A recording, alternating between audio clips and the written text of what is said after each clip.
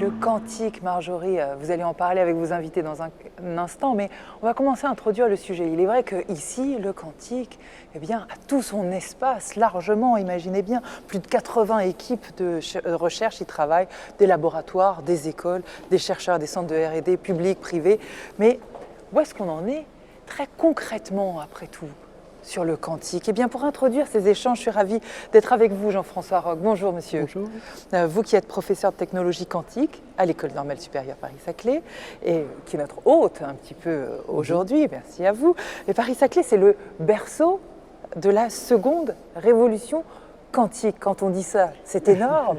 Mais expliquez-nous pourquoi je dis ça finalement. Alors on le dit parce que la mécanique quantique a été inventée au début du XXe siècle. Elle s'est développée, elle a donné naissance à plein d'objets concrets qu'on utilise aujourd'hui, comme les lasers, comme tous les systèmes à base de matériaux semi-conducteurs. Mais dans les années 70-80, il y a eu des travaux très fondamentaux qui ont été menés dans les laboratoires aujourd'hui, de ce qu'est aujourd'hui l'Université Paris-Saclay, qui ont conduit à des grandes découvertes et sur lesquels ce sont ces découvertes aujourd'hui qui fondent, qui donnent les éléments de base des technologies quantiques. Alors on peut penser par exemple aux travaux d'Alain Aspect sur les inégalités de Bell, qui a donné lieu au développement sur ce qu'on appelle l'intrication quantique, le fait que deux systèmes quantiques vont être tellement mélangés que ça n'a plus de sens de les séparer. Il y a les travaux au CEA de l'équipe Quantronic, où ils se sont intéressés à qu'est-ce qui se passe quand on conduit un courant, mais à la limite ultime où ce courant n'a plus qu'un seul électron à la fois qui va aller dans une résistance ou dans un condensateur. Voilà, donc c'est tout cet ensemble qui a permis en fait de créer les bases de la mécanique quantique. C'est ici aussi qu'ont été développés les premiers systèmes de cryptographie quantique par Philippe Grangier et ses équipes sur le développement en fait de systèmes parfaitement sûrs. Donc historiquement, on entend bien au travers de ce que vous dites, c'est ici que beaucoup de choses les fondamentaux se sont posés. Et puis, il y a une sorte d'imbrication qui est structurante, fondamentale pour continuer d'avancer. Cette interdisciplinarité qui est majeure pour continuer à guider les travaux et les avancées, elle doit se penser aussi dès la formation. Ça, c'est quelque chose sur lequel vous voulez miser absolument. Voilà, donc ça, c'est quelque chose de très important. Il est nécessaire, en fait, Paris-Saclay, c'est aussi le lieu d'un écosystème. C'est-à-dire, il y a à la fois des laboratoires de recherche fondamentaux, il y a à la fois la présence de grands groupes industriels, il y a Atos sur le calcul quantique, on va les revoir après, qu'on verra après. Il y a Thales qui a son centre de recherche qui travaille sur le développement des capteurs quantiques, c'est-à-dire des systèmes qui vont permettre de faire des mesures là où les autres capteurs deviennent inopérants, et ça aura certainement une très grande importance dans les développements de l'industrie du futur. Et toutes ces approches-là nécessitent en fait d'avoir une double vision. Une vision à la fois scientifique et ingénierie. Ça, c'est un premier point. Et là aussi, à l'Université Paris-Saclay, on a la chance d'avoir à la fois des grandes écoles d'ingénieurs et des formations universitaires au sens plus traditionnel. Bien sûr. Et il y a aussi le besoin d'avoir, et ça c'est peut-être plus spécifique à notre domaine, de faire naître une nouvelle génération où certaines barrières vont disparaître. Et où, par exemple, on a besoin aujourd'hui d'avoir, pour beaucoup d'entreprises, d'avoir un vivier d'étudiants qui seront formés à la fois à la physique, à l'informatique, qui pourront parler les deux langages, avoir les deux visions. Et c'est ce qu'on a essayé à notre échelle d'anticiper au niveau de l'université et à l'ENS avec la création d'un parcours d'une année qu'on a appelé Artec, année de recherche en technologie quantique, où les étudiants sont immergés à la fois dans la recherche, mais en même temps avec cette double vision physique et informatique sur tous les sujets. On essaye de faire ça. On entend bien, donc c'est l'importance majeure de cette symbiose entre communauté scientifique et communauté d'ingénieurs pour semer de nouvelles graines d'étudiants. C'est pas une génération spontanée, il faut la faire. Oui, mais finalement tout se fait. C'est ça la pulsion de la vie, vous voyez. Mais il n'empêche que ça va vers où, et ce sera peut-être un petit mot de conclusion avant de passer le relais à la table ronde derrière, vers l'international. L'idée, Voilà. c'est d'envoyer un signal quand même au-delà au-delà des frontières. Voilà. Aujourd'hui, en fait, ce domaine des technologies quantiques est quelque chose qui va très vite. On le voit, il se développe dans tous les grands pays industrialisés, en Europe, aux États-Unis, en Chine, et même d'une certaine manière avec une compétition à la fois bienveillante et motivante entre les pays européens. Chaque pays lance son plan quantique avec beaucoup de financement, et c'est cette dimension-là qu'il ne faut pas perdre de vue, avec quelque chose qui va peut-être nous caractériser dans l'évolution, qui est une dimension qu'on peut appeler de science pratique. C'est-à-dire la physique quantique était vue comme quelque chose de très fondamental. Aujourd'hui, c'est devenu un des objets technologiques, et le développement de ces objets technologiques, j'en suis certain, va poser des questions fondamentales très nouvelles, un peu comme cela a été avec le développement des technologies à base de semi-conducteurs. La physique des semi-conducteurs s'est développée à partir de travaux très fondamentaux, en particulier aux États-Unis, en France aussi, à cette époque, dans les années 60. Et le développement de l'industrie a reposé plein de problèmes qui a donné lieu à toute la physique de la matière condensée aujourd'hui. Je suis sûr que les technologies quantiques vont le faire, et peut-être d'une manière plus vaste entre physique, informatique et dans d'autres domaines. Et on va les entendre justement, on va continuer à poursuivre ce que vous venez d'introduire et de poser, Jean-François Roch. Marjorie, en effet, là, on vous retrouve maintenant avec des acteurs du quantique au quotidien. Et c'est un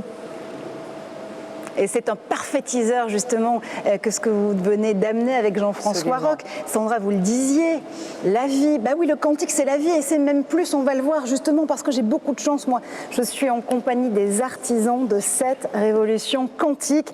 David Boschetto, pour le CNRS et l'École Polytechnique, bonjour à vous. L'Insta, oui.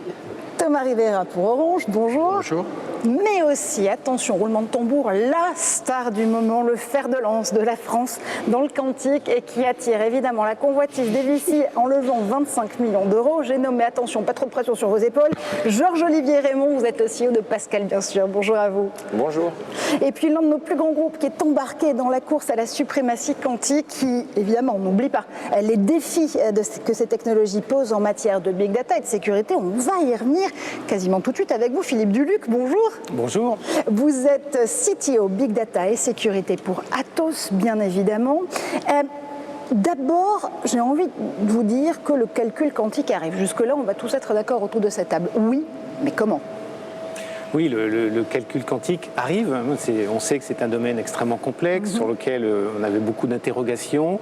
Et on se rend compte, au fur et à mesure du progrès technique, du travail des académiques, des startups, des grands groupes, que ce n'est plus qu'une question de quelques années, notamment pour avoir un premier niveau de calcul quantique qui est assez limité dans le temps, ce qu'on appelle le NISQ, pour Noisy Intermediate Scale Quantum Computing.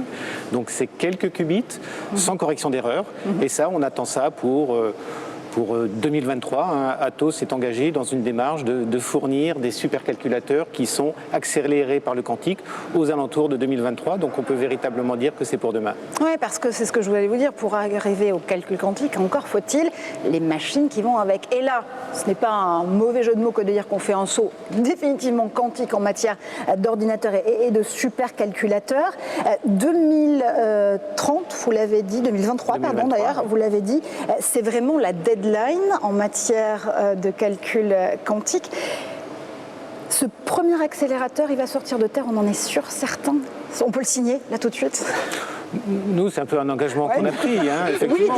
Oui, Georges, on va venir à vous tout de suite dans un instant pour en parler avec Pascal, bien sûr. Oui, effectivement, c'est une première étape. Ouais. C'est pas encore en production dans les centres de données des clients, etc.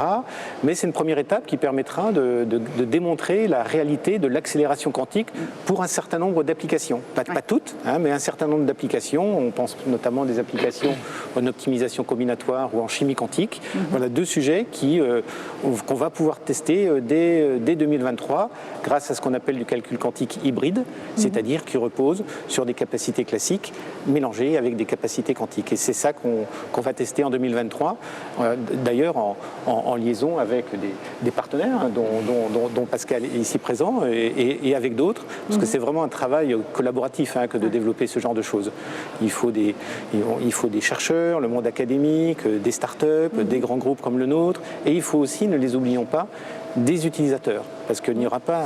L'enjeu, c'est quand même le développement d'une industrie quantique en France. C'est ça l'enjeu. Et pour qu'il y ait une industrie, il faut qu'il y ait des utilisateurs finaux, il faut qu'il y ait des applications. Oui, c'est ce que j'allais vous dire. Pendant longtemps, par exemple, sur l'industrie de la réalité virtuelle, pour en citer une autre, on a attendu une masse critique des utilisateurs. On pouvait mettre au point les plus formidables technologies en matière de réalité mixte, par exemple. Sans utilisateurs, pas de débouchés. Et pas surtout de cas concrets d'utilisation. Là, le quantique, on a des cas très précis. Alors, on a peut-être l'habitude, et je ne voudrais pas faire de la science de comptoir ou de la mauvaise science-fiction en matière de quantique, mais on a coutume de dire que si le quantique arrivait à ses fortes potentialités aujourd'hui, si ça avait été le cas en 2020-2021, on aurait pu aller encore plus vite en matière de recherche et de vaccins contre la Covid. Sans doute. C'est une des applications qui aurait été possible. Oui, puisqu'on est là dans le domaine de la chimie quantique, on peut penser qu'effectivement, une des applications du quantique, c'est la simulation de molécules, c'est analyser la forme que prennent des molécules avec beaucoup d'atomes, parce que les liaisons chimiques dépendent effectivement de la forme en 3 dimensions de ces molécules. Et ça, c'est un problème effectivement d'optimisation combinatoire, sur lequel le quantique peut amener des solutions. Et vous parliez de ce triptyque qui est fondamental en matière de développement quantique et de recherche quantique. J'ai envie de vous en proposer un autre. Les 3 ingrédients sans lesquels justement cette marche vers le quantique n'est pas possible. Il y a du hardware, il y a du software et il y a des applications aussi. Est-ce qu'Atos fait partie des groupes européens qui peuvent réussir à combiner cette recette ? Absolument, parce qu'il n'y aura pas d'ordinateur quantique si on ne développe pas de la même façon le hardware, c'est-à-dire le côté physique, les qubits, le software, mais aussi le middleware, tout ce qui permet à un fonctionnement d'un supercalculateur hybride avec des accélérations quantiques, et bien entendu, comme je le disais, des applications. Sans application, il n'y aura pas d'industrie du quantique. Donc il faut développer les 3, et Atos s'est engagé, lui, depuis 2016-2017 dans la partie middleware software, si bien qu'on a fourni une première plateforme de simulation qui s'appelle la QLM. Et sur la partie hardware, il y a eu beaucoup d'investissements du monde académique, mais aussi de plus en plus de start-up, dont Pascal par exemple. Et c'est sur eux que l'on compte sur la partie hardware. Et sur les applications, eh bien, on compte évidemment sur les utilisateurs. J'en citerai 2 qui sont un peu précurseurs en France sur le sujet, que sont par exemple Total et EDF. On va revenir dans un instant justement à cette bataille qui se met en ordre de marche entre tous les acteurs mondiaux sur les technologies quantiques au pluriel pour obtenir surtout cette suprématie quantique. Sans ordinateur quantique et supercalculateur, pas de suprématie en vue. Mais justement, vous êtes extrêmement nombreux à vouloir vous imposer sur ce futur marché et en la matière. Comment est-ce qu'on peut avoir les idées claires surtout sur qui est vraiment en train d'aller vers cette suprématie quantique? Est-ce qu'il y a un outil qui nous permet d'y voir plus clair, un outil objectif? C'est vrai que c'est aujourd'hui une difficulté que peuvent ressentir les utilisateurs, c'est de dire mais comment je peux comparer les différentes technologies? On a beaucoup de technologies très différentes, tout le monde parle de qubits, alors c'est 1000 qubits, 1 million de qubits, 30 qubits, on ne sait pas très bien faire la part des choses, et c'est pour ça que du côté d'Atos, on a annoncé la fin de l'année dernière un nouvel outil de mesure, de benchmark, pour comparer les processeurs quantiques entre eux, pour comparer entre elles les différentes technologies et avoir la réalité d'une vraie unité de mesure qui dépendent finalement de la vitesse avec laquelle un processeur quantique peut tourner sur une application. Donc on prend, c'est une application d'optimisation combinatoire et en fait on va pouvoir comparer toutes les technologies quantiques pour voir avec quelle façon elles vont arriver à résoudre ces problèmes d'optimisation combinatoire. Donc, et ça, on pense que c'est quelque chose d'assez intéressant pour les utilisateurs, pour justement comparer entre eux les technologies et faire des choix éclairés. Est-ce que Pascal est justement sur cette échelle de Richter des qubits ou pas du tout? Vous l'avez déjà mesuré? On en a bien entendu parler, c'est des choses qui sont en cours. Justement, Jean-Olivier Raymond, vous l'avez compris, on se tourne vers vous, évidemment, puisque, je le disais, sans supercalculateur, sans ordinateur quantique, pas de suprématie quantique. Or, vous portez tous les espoirs d'une nation de l'Hexagone. Je vous le dis tout de suite comme ça. Merci. C'est vrai que ce plan, absolument, mais c'est vrai que ce plan quantique, ici porté à sa clé par le président de la République il y a à peine quelques mois, quelques semaines, c'était au mois de février si je ne dis pas là aussi de bêtises, fait que vous êtes mis en avant. Et puis cette levée de fonds de 25 millions d'euros, évidemment, remet beaucoup d'attention sur vos produits et sur les développements actuels. Est-ce que je me trompe si je dis que vous êtes un pur produit de Paris-Saclay ? Je pense pas, non, pas du tout. J'ai moi-même fait ma thèse ici, sur le plateau de Saclay, c'était il y a quasiment 20 ans. Et mes travaux de thèse, c'était les travaux pionniers de la technologie de Pascal. Donc, en plus, et qui était dirigé par Philippe Grangier. C'est lui qui avait eu cette idée-là. J'ai été formé avant à Paris-Saclay. Et après, il y a des chercheurs du CNRS qui ont repris le flambeau, après moi, qui sont à l'Institut d'optique, donc sur le plateau de Saclay, et qui développent cette technologie depuis plus de 20 ans maintenant. Et la technologie est vraiment 100% saclésienne, c'est ce qu'il faut dire. Disons-le, saclésienne, on valide. Elle a émergé en France avant les Américains, pour le dire vite, qui nous ont plutôt plus suivis sur ce mouvement-là. Donc vraiment, c'est 100% de Saclay, et dans nos produits, dans notre processeur, on a des fournisseurs qui sont essentiellement européens et même principalement français pour les composants les plus clés, par des gens qui ont été aussi formés à Saclay. Et ça, c'est notable en matière de réindustrialisation européenne et d'indépendance et de souveraineté aussi numérique, faut-il le dire. Pascal n'a que 3 ans, mais vous êtes déjà imposé dans le domaine du calcul. 2 ans même, vous voyez, je vous donnais un petit peu plus que votre âge, excusez-moi. Vous êtes déjà imposé dans le domaine du calcul quantique. Le quantique, ça va accélérer énormément de choses, la puissance de calcul, mais visiblement la maturité des entreprises aussi. Alors, ça va accélérer la puissance de calcul, ça va être un complément au calculateur classique. Ouais. Et comme l'a dit Philippe juste avant, c'est que c'est en train d'arriver. Bien que ce soit extrêmement complexe, les progrès sont foudroyants. Moi, je vous dis, il y a 20 ans, pendant ma thèse, j'aurais jamais cru qu'on en serait là aujourd'hui. Les progrès sont foudroyants. Toutes les étapes toutes les démonstrations de principe ont été validées avec succès. Aujourd'hui, on commence à mettre en place les premières démonstrations applicatives, notamment on parle de suprématie quantique. Ça reste encore très spécifique des applications, et l'enjeu, ça va être de passer à l'échelle et d'atteindre cet avantage quantique à un niveau industriel. Et à Pascal, on a la technologie justement pour ça, donc cette technologie développée ici en France, à base d'atomes neutres. Sa grande force, c'est qu'elle est simple à mettre en œuvre. En fait, on n'a pas besoin de refroidir, ça se passe à température ambiante, on n'a pas besoin de refroidir notre processeur. On utilise des atomes, on les prend dans la nature, on n'a pas besoin de les fabriquer, ils sont tous identiques.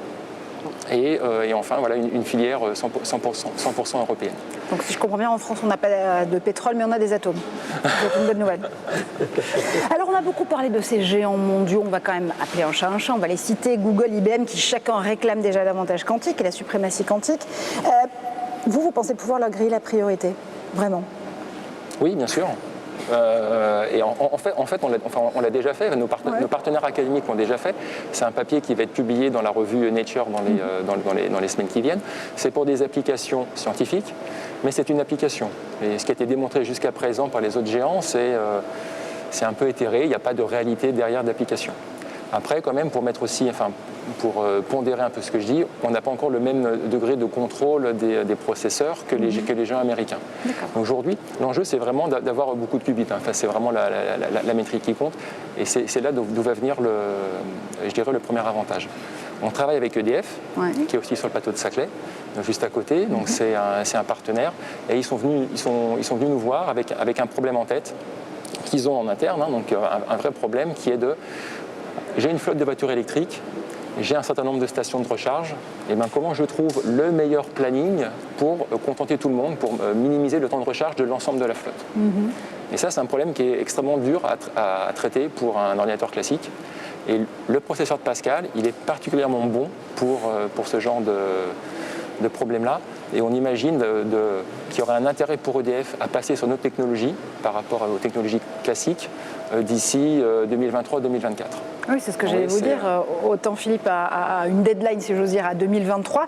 Vous, c'est 2024, 2025 presque. C'est le cap pour cette ambition qui est clairement affichée. Vous avez raison de ne pas la voiler, devenir le leader mondial du calcul quantique. Oui, absolument. Donc ça passera par faire cette démonstration d'avantage à un niveau industriel. Ça va passer aussi par mettre à disposition cette force de calcul. Donc c'est pour ça qu'on a des partenaires, notamment avec Atos, pour s'intégrer dans l'écosystème classique, avec des opérateurs de HPC. Aujourd'hui, la technologie de Pascal, elle a été sélectionnée au niveau européen pour venir équiper des centres de calcul, en Allemagne et en France. Donc ça va passer par ça, mettre à disposition cette force de calcul. Et ça va passer aussi par recruter des talents. Donc là, je m'adresse aux étudiants qui nous écoutent. Absolument. J'espère qu'il y en a. Construire un ordinateur quantique, aujourd'hui, pour moi, c'est vraiment le défi du 21e siècle. Donc si vous êtes ingénieur, passionné de technologie, Pascal, c'est fait pour vous. Hein. Moi, je compare ça à la nouvelle conquête spatiale. Donc, il y a plein de postes qui sont ouverts. Allez voir sur le site. Et on organise aussi une journée porte ouverte le 4 juin, donc ouvert aux étudiants. L'inscription, c'est sur le site, sur notre page carrière. Donc, c'est ouvert maintenant. On vous attend nombreux. Rendez-vous est pris. Quantum is the next frontier. Là aussi, si je vous entends bien. Vous allez voir comme la vie est bien faite. Vous me parliez de talent. Eh bien, je vous présente à la personne qui peut vous aider justement à encore plus les mettre en valeur, nous aider à mieux appréhender la physique quantique, nous former en la matière et surtout transmettre ses savoirs. C'est vous, cette personne, Davide Boschetto, évidemment. On a envie de se dire que le futur proche surtout, peut-être même proche surtout, sera quantique ou ne sera pas. Concrètement, comment est-ce qu'on fait pour mieux former ces ingénieurs? Je crois qu'il y en a quelques-uns ici sur le plateau de Saclay. Comment on fait pour mieux les accompagner vers cette formation en quantique? Alors, je dirais qu'il faut tout d'abord structurer cette formation en physique quantique. Donc il faut former bien évidemment à partir des bases, donc les fondements de la physique quantique, et après aussi pouvoir proposer des cours plus spécialisés. Je dirais qu'il faut aussi sensibiliser les élèves, bien sûr, et les étudiants à l'importance donc, de cette discipline. Et donc je dirais aussi qu'il faut, donc, dans ces processus de formation, il ne faut pas oublier aussi les ingénieurs qui travaillent déjà, qui sont déjà actifs dans le domaine. Ça, c'est très important parce que quand on parle de formation, on parle de tous ceux qui vont venir, tous ceux qui vont faire donc, de la technologie après, mais il y en a qui en font déjà et qui vont être là pendant longtemps encore. Et il ne faut pas oublier donc, cet aspect de formation continue, si on veut, de ces ingénieurs qui vont être face à une nouvelle technologie. C'est une vraie technologie de rupture qui n'a plus rien à voir avec les technologies classiques avec lesquelles ils avaient l'habitude de travailler. Donc c'est important de former tout le monde et de sensibiliser à cela. Une technologie de rupture avec un grand R. Comment est-ce qu'on fait justement pour mieux aller chercher les entreprises sur ce chemin de la formation continue en matière de quantique? On se dit quoi? On se dit qu'on essaie de les sensibiliser au fait que justement il faut avoir des MOOC par exemple comme le vôtre, qui est d'ailleurs je crois le premier MOOC francophone en matière de quantique, et qui a réuni près de 50 000 participants, c'est ça, jusqu'à 50 000 utilisateurs pour ce MOOC. On verra tout à l'heure, on peut évidemment retrouver tous ces cours. Ça passe par ça, par ces outils pour nous permettre d'apprendre en permanence? Alors moi je dirais que ça passe par une diffusion du savoir qui ne soit pas, je dirais, uniquement pour une niche de personnes privilégiées. C'est vraiment pour tout le monde. Il faut savoir, à mon avis, tout le monde peut apprendre la physique quantique si on a des bonnes bases en sciences de façon générale. On connaît les maths, on connaît la physique. On peut apprendre la physique quantique. Ce n'est pas sorcier, ce n'est pas quelque chose qui est réservé aux scientifiques fous. Il faut juste se donner les moyens. Et c'est je dirais, au monde académique de fournir ces moyens pour que les élèves et les étudiants puissent se mettre à apprendre davantage de la physique quantique. Donc le quantique, c'est pas si stratosphérique que ça, en réalité. Non. On peut être des monsieur et madame Jourdain du quantique et faire de la prose en quantique, on peut y arriver. Mais c'est déjà une bonne nouvelle, c'est-à-dire que même moi, je peux réussir à me former. Il faudrait une base, évidemment, en mathématiques et en physique, mais alors, je ne peux pas. Veux dire, on peut, bien entendu... On peut réussir grâce à vous. Je rappelle que donc ce MOOC, le MOOC de Davide Boschetto, vous pouvez retrouver un lien pour pouvoir voir de quoi il s'agit. Ça se passe dans l'espace vidéo de notre plateforme. Et puis un dernier exemple qu'on peut prendre quand même pour illustrer évidemment cette inventivité du quantique, c'est la cryptographie. Jean-François Roch en parlait tout à l'heure. La cryptographie, ça nous permet finalement de mieux paramétrer la façon dont tout l'écosystème du quantique se met en ordre de marche. Disons que l'avantage de la cryptographie quantique, c'est ça nous permettrait d'avoir un canal de communication qui soit sûr à 100%. Donc pour tout ce qui est un transfert de données sensibles, comme les données bancaires par exemple, ou toute autre donnée sensible, on peut avoir donc une sécurisation 100%. C'est là dû à la nature même donc, des processus quantiques. En fait, il faut savoir que quand deux particules sont intriquées, sont dans un état qui est dit intriqué, ou même de façon générale, en physique quantique, chaque fois que vous faites une mesure, vous allez changer l'état du système que vous êtes en train de mesurer. Donc ce changement en fait état fait qu'on peut toujours détecter s'il y a un espion qui est en train qui veut détecter ce qu'on est en train de communiquer. Donc du coup, cela permet vraiment une sécurité 100%. Le quantique, c'est du très concret, on le voit avec vous, messieurs. Et je vois Thomas Rivera qui acquiesce, évidemment, parce que, on le disait tout à l'heure avec vous, notamment Philippe, pour réussir à mettre vraiment en ordre de marche cet écosystème du quantique en France et en Europe, il nous faut du hardware, il nous faut du software, il nous faut des applicatifs. Bref, pas de tuyaux, pas de data, pas de quantique, pas de calcul possible. Évidemment, c'est là où vous intervenez, Thomas, puisque vous êtes Research Project Manager pour Orange. Et Orange est en train d'installer 60 km de fibres qui vont permettre ces usages quantiques. Tout à fait. Donc Orange est coordinateur d'un projet qui s'appelle Paris Région QCI. Alors QCI, ça veut dire Quantum Communication Infrastructure. Donc des communications, en gros, un réseau compatible avec les technologies quantiques. Et l'objet, c'est donc en fait dans ce projet, il y a 11 partenaires, aussi bien des grands groupes que des start-up du quantique et des laboratoires académiques. Et les deux objectifs principaux de ce consortium, c'est de fédérer l'écosystème francilien des communications quantiques.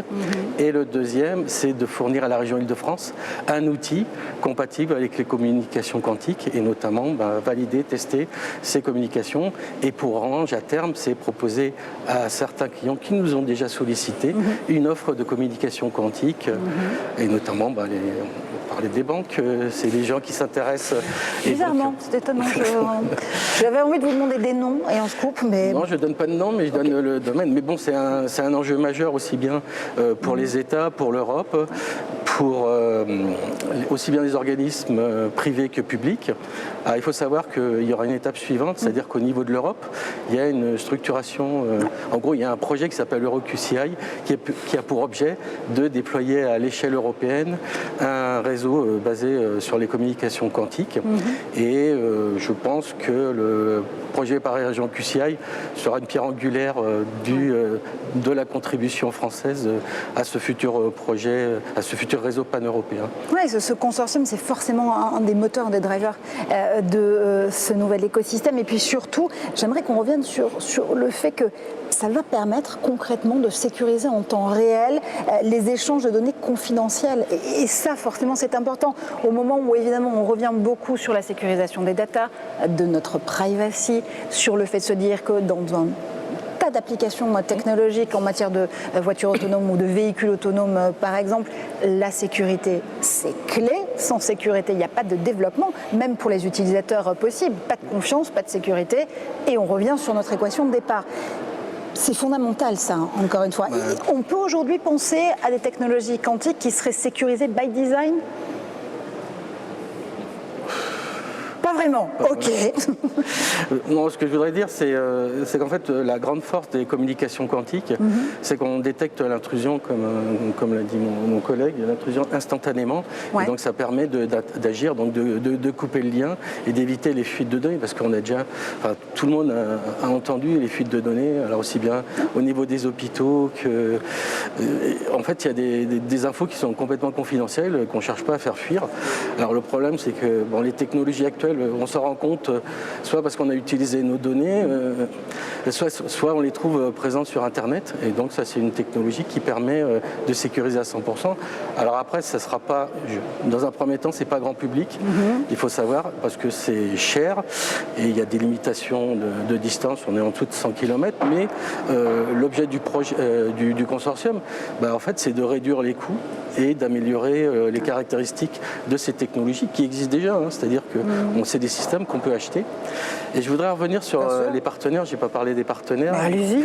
Évidemment, il faut des partenaires. C'est un écosystème qui Donc, j'ai commencé par les 4 startups. Donc, la première, c'est Candela, qui est sur le plateau, qui développe des sources de photons uniques. Il y a VeriCloud, qui travaille sur des architectures alternatives de réseaux quantiques. Cryptonex, qui développe des algorithmes post-quantiques pour sécuriser les communications quantiques. Et en dernier, un point que je voulais bien préciser, il y a une entreprise une start-up qui s'appelle Gates Quantum, qui est une entreprise, une start-up britannique qui a rejoint le consortium. Donc on est suffisamment attractif pour venir travailler sur le plateau. La rançon de la gloire. Et donc qui ont développé un système de QKD en optique intégrée, enfin en gros un système qui permettrait de réduire les coûts et l'intégration, la taille des systèmes. Et pour finir, les 3 laboratoires académiques sont l'Institut d'optique, Télécom Paris et Jussieu, donc à Paris. Et puis les grands groupes sont Thales, Nokia Bell Labs et Orange évidemment, qui est le chef de file du projet. Et rapidement, il y a 3 segments. Le premier segment, ça va être une liaison entre le plateau de Saclay et Châtillon, où se trouve Orange Garden, qui est la R&D d'Orange. Donc on espère envoyer les premiers photons d'ici la fin du mois de juin. Et après, il y aura 2 autres segments. Un autre qui ira vers Paris Intramuros à Jussieu, et un autre qui ira vers le sud de la région à Nozay, donc à Nokia Bell Labs. Donc on aura en gros une portée de 50 à 60 km entre le sud de la région et Paris Intramuros pour tester ces technologies de communication quantique. Et à terme, on pourra évoluer, on a discuté tout à l'heure, sur ce qu'on appelle du quantum computing partagé, enfin distribué, qui permettra, en gros, c'est des calculateurs qu'on distribue dans le réseau, qui pourraient, en gros, ça revient à augmenter la force du calcul en utilisant plusieurs calculateurs. Voilà rapidement. Si on peut aider à Paris-Saclay Spring à favoriser les discussions, on est là pour ça. Donc, voilà. Et on a essayé de recruter des gens pour Pascal, on a passé une petite annonce, des gens pour un MOOC, on est là. Merci infiniment messieurs, vous le voyez, c'est vraiment tout un écosystème du quantique qui se met encore une fois en ordre de marche, qui est complémentaire et évidemment on aura besoin des talents et des cerveaux de toutes celles et tous ceux qui vont faire briller ce quantique à la française et à l'européenne aussi, puisque évidemment on ne peut pas y arriver seul. Merci messieurs, rendez-vous en 2023 pour vous Philippe, rendez-vous en 2024-2025 pour Pascal et dans quelques instants, vous le savez, on passe à une nouvelle session Spring 50, la course aux startups continue aujourd'hui sur le plateau de Paris-Saclay Spring, des pépites qui cette fois-ci Sandra vont porter haut les technologies numériques.